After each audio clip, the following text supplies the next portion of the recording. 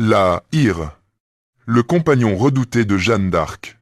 Étienne de Vignoles, plus connu sous le nom de la Hire, vers 1390 à 1443, demeure l'une des figures militaires les plus marquantes de la guerre de Cent Ans. Son surnom, qui proviendrait probablement d'une déformation du mot « ire » signifiant la colère, correspond parfaitement à la réputation qu'il laisse à ses contemporains. Là où certains chefs de guerre incarnent la discipline froide ou la prudence calculée, la Hire apparaît comme un homme d'action, réputé pour son caractère explosif, son audace presque brutale et une agressivité qui impressionne autant ses ennemis que ses alliés.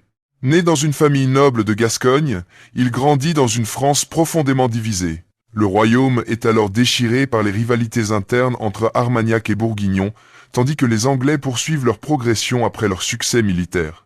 Comme beaucoup de capitaines de son époque, la Hire passe sa jeunesse dans un monde où la guerre est pratiquement permanente. Il se forge rapidement une solide réputation de combattant intrépide et de chef énergique. Son destin bascule véritablement lorsqu'il rejoint Jeanne d'Arc en 1429.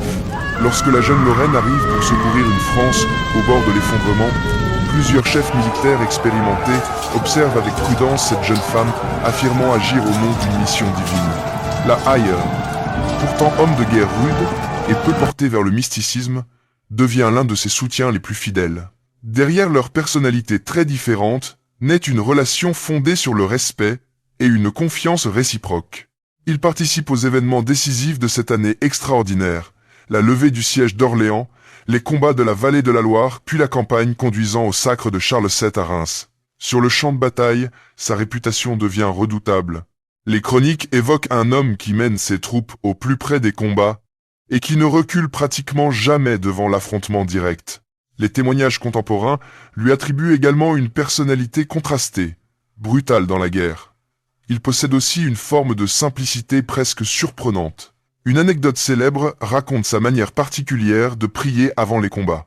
Conscient de sa réputation de soldat peu exemplaire, il aurait déclaré « Dieu, je t'en prie, fais aujourd'hui pour la Hire ce que la Hire ferait pour toi si tu étais capitaine et qu'il fût Dieu. » Même si la formulation exacte a probablement été embellie au fil du temps, elle traduit assez bien l'image laissée par le personnage, celle d'un guerrier direct, sans sophistication, préférant l'action au grand discours.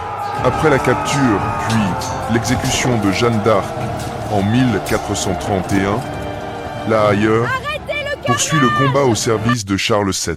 Il continue à participer aux opérations militaires qui permettront progressivement de repousser les Anglais et de restaurer l'autorité royale. La Hire demeure aujourd'hui l'un des visages les plus emblématiques de cette période. Un homme rude, forgé par une époque violente, devenu l'un des plus solides compagnons de celle qui allait changer le destin du royaume de France. Et dans une guerre dominée par les intrigues, les trahisons et les alliances changeantes, la fidélité de la Hire à Jeanne d'Arc reste peu être son plus grand fait d'armes.